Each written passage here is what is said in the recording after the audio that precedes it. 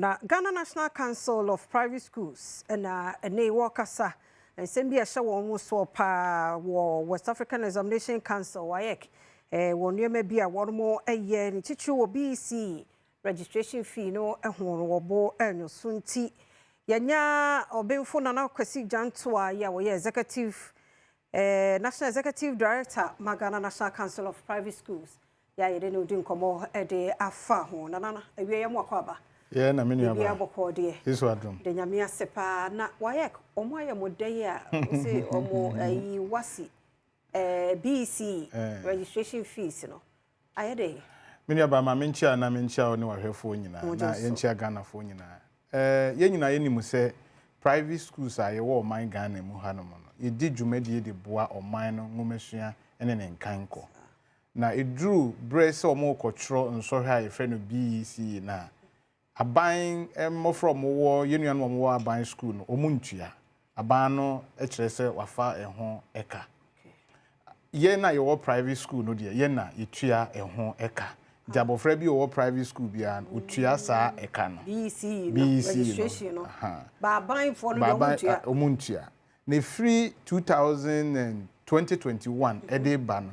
ye hu ni se trend bi koso a se yamfa ye nan ensi forma ye ba be ye ti se empenifo a ye tena fie na ye nhwe se ama asodua ye den afo eni ni se free 2021 e ba na BECE abofra bia na omoji omo 80 Ghana cedis 2021 private school mo fra no 2022 ana omo peja mo de call 104 Ghana cedis ana 2023 omo sa peja mo call 170 Ghana cedis afi bia ye tum afi 2024 ya ye mo tro ya etwa enwe omo peja mo de call 282 Ghana cedis ye busa na omo so yes amre covid ni Ukraine war ni niamanema omode hye na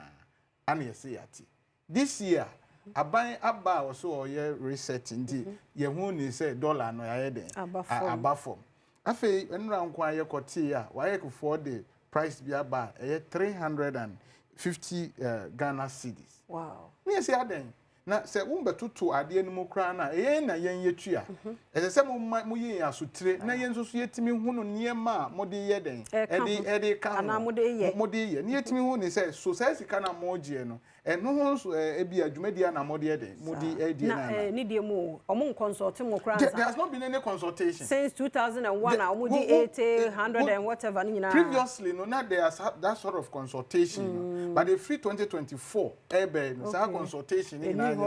eni hobi obohia ni say omo the price no aba abonti nti enne ye de krata aba abonti a ye de kire ama ye sukufo ni nyina say dwumadi a omo ni WAEC fo die no omo ntwentwen so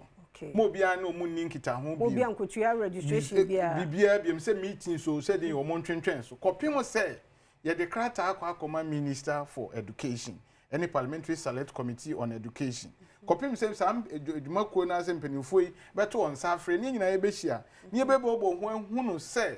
sika na omogie no etisen go minu aba ya na bia ye won kran ha yesusu say mofra wo private school nyina na ye omo asika forma but ye wo private school no over 70% ye from low cost private school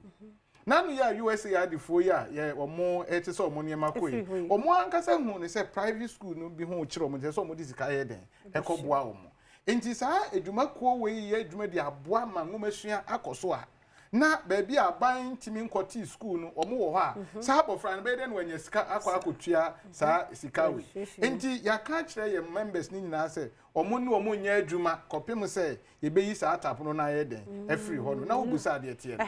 na manso we ye betimi atwele sa because eja omo ne kura tumi no enti dia na mutu apart from there tumi bia ni wa ukuta de ma oman no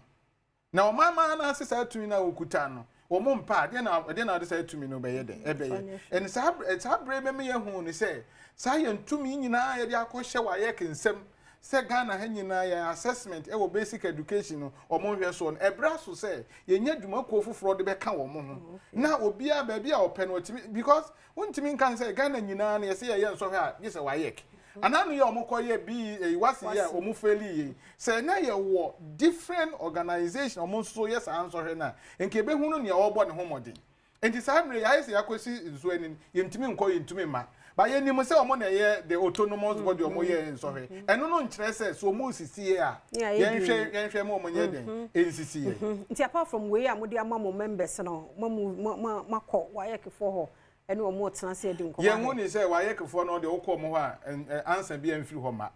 answer ne be free Ministry of Education ayede aba enti ye de krata akọ minister ye twen se ebrepam no na se brichia we mo beto ne safre sa iko imi enu nyina ni hatena se ne ehunu ba bi e de poma be ye den ebesi because why for no de komo omo no mo de krata ebo no ba abontin no omo no anzo mo tre omo de to abontin omo ehunu ni se other stakeholders bi wo ho a ese se bi oso no mo ye de omo ni omo di ngita ho ne tumi eye den ebo a asemo wasema etwa to papa yasema etwa to nyina ne se krata e de aba abontin no private schools for nyina eni so na ye be ehunu ni se sa wo ha we na aba no ebetu ase afiri honum se ne obi asore no akwa bo bi aba se muntua abra ye nim ba bi asika na mpo no ne bose eko nka wo mu pa na se nka aba no tua sika no de ma private school for mofra no nenso aba no chese private school for no ntua ye ntua de ne ye se ehunu adekode a ye tua de aye den afa ho ba se ye twa ye atwamne bo de ye ntia se no ye fa unsi hey bi chi adwin bi me besa ba na fe ye hu de mo ne education ministry no so akosi ye da se papa na na janto na ye te no enka no